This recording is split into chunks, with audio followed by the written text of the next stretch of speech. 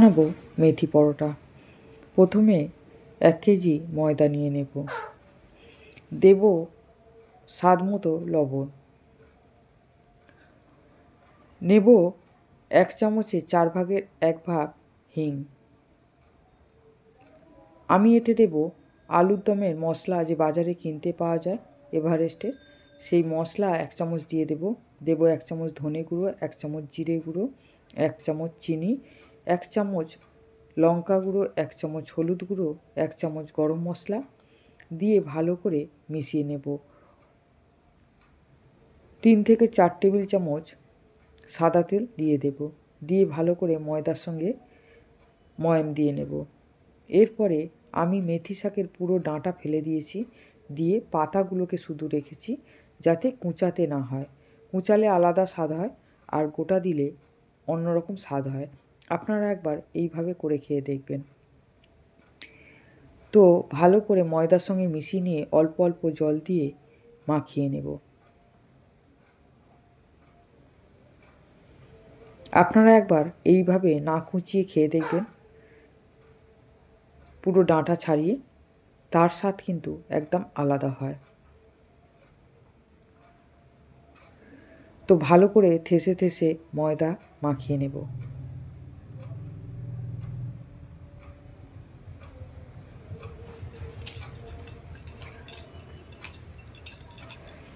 মাখিয়ে নিয়ে উপর থেকে একটু সাদা তেল দিয়ে কিছুক্ষণের জন্য ঢেকে রাখবো। এরপরে গ্যাসের উপর একটা ফ্রাই প্যান বসিয়ে আমি গরম করতে দিয়ে দিয়েছি। এদিকে একটা করে লেচি নিয়ে আমি পরোটা বেলে নিচ্ছি। একটা বেলা হয়ে গেছে, দিয়ে দিলাম ফ্রাই প্যানের মধ্যে।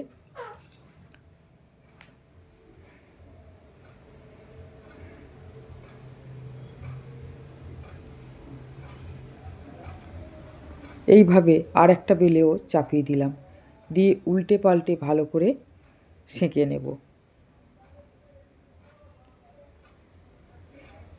আমার মেথি পরোটা বানানো যদি ভালো লাগে, আমার চ্যানেলে একটা সাবস্ক্রাইব করে দেবেন, লাইক করবেন, কমেন্ট করে জানাবেন, আমার তাহলে খুব ভালো লাগবে।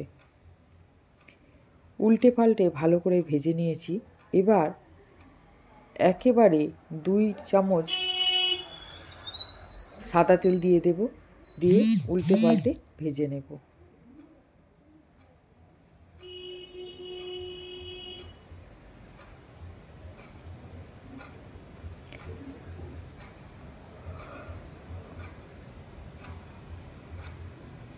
এইভাবে সব কটা উল্টে পাল্টে ভেজে নেব।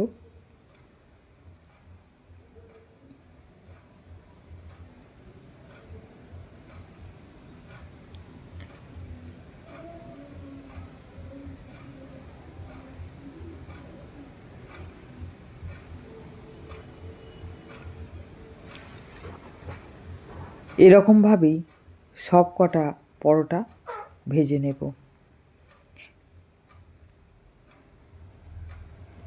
আমি বলবো এই শীতে আপনারাও একবার এইভাবে মেথি পরোটা বানিয়ে খেয়ে দেখুন, খুব ভালো লাগবে।